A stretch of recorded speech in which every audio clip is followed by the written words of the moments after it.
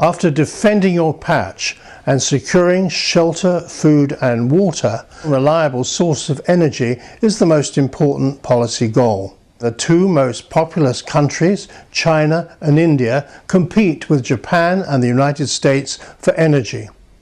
China's energy consumption has more than doubled in the last decade and is now more than that of the United States. So, how are these Asian giants going to secure their future energy? Welcome to Agenda, and to discuss this I'm joined by Stratfor's Rodger Baker. Rodger, let's start with China. China has been ramping up its energy consumption, and we've seen that rate of consumption increase quite a bit in the past few years. One of the things that they're doing to try to alleviate some of that is increasing natural gas imports. That's by pipelines from Central Asia. It's by pipelines from Russia that they're working on, as well as building LNG import terminals.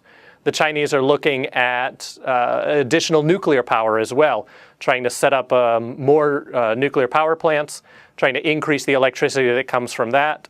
They're looking at alternative sources for energy, trying to spread out where they can get oil, where they can get gas, where they can even get coal or uranium.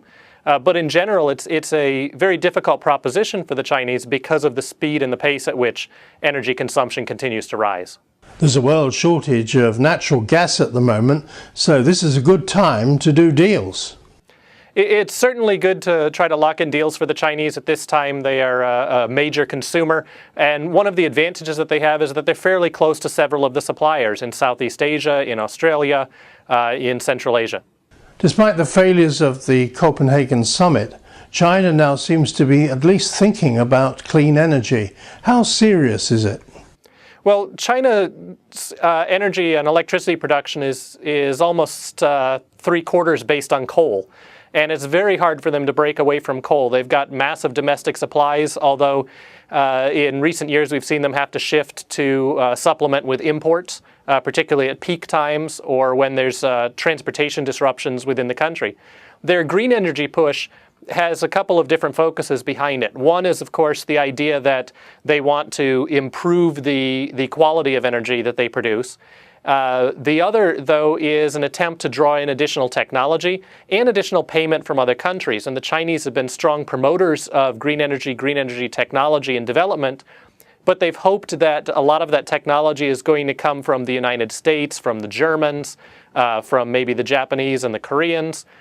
And on that side, they're starting to find problems. And as you saw at the latest round of global talks on green energy, the Chinese initiative that we saw a year ago that seemed very strong is starting to pull back, starting to fade back, and they're not really able to push forward as fast as they thought they would. Now, the country with the second largest population is India, and it's growing fast too. How is it going about securing its future energy supplies? Like the Chinese, the Indians are looking at natural gas and trying to find ways to bring that in. The domestic infrastructure makes it very difficult in India to move certain product to different locations of the country. Another thing with India, though, is that they are a fairly high user of biomass and waste to produce energy. That's been good for them in some ways in that it gives them domestic sources of energy that perhaps China or other countries don't seem to take advantage of.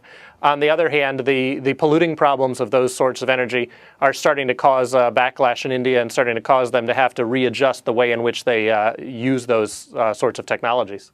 And then there's Japan, which is the world's third largest economy and an island state totally dependent on imports. Well, Japan is certainly one of the world's largest economies, despite years of economic malaise, and their energy consumption remains very high.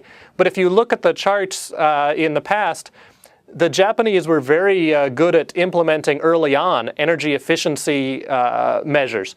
And so the importation of oil, the importation of natural gas, didn't continue to grow apace where we saw the Chinese starting to rise in their consumptions. The Japanese maintain their security of their supply lines by maintaining a very strong defense relationship with the United States, but we've also seen Tokyo start to dabble in developing its own ways of ensuring supply lines. So we see them working closer with India. We see them working in the Middle East. The Japanese have been working on what effectively is a base for their operations out of Djibouti. And these are ways that Japan, both from a security perspective and kind of a long-term interest perspective, is trying to strengthen their supply lines, particularly in the face of a China that seems to be not only more active, but a China that is sucking up more and more resources. Of course, on the Pacific is Russia, which is a big energy supplier. Are they preparing to cash in on the huge increase in energy demand in the Pacific? One of the problems that Russia faces in really breaking into this large East Asia demand for energy is location. The Russian energy resources aren't near the borders. They're not near the coastal facilities, except for maybe Sakhalin, and they're not even near the Chinese border. So they have to run very long pipelines. They have to run the energy by rail and draw it out from really hostile territory inside Russia, based on the weather, based on how far north some of that territory is.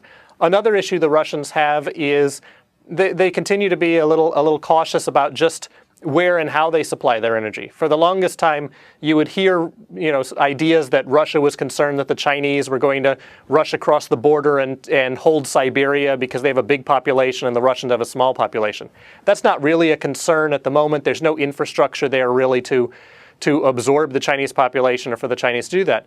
The question becomes, if you build these pipelines, if you bring in the Chinese investment to develop these energy fields, does that change the equation on the way in which China looks at this Russia? So there's a little bit of caution there.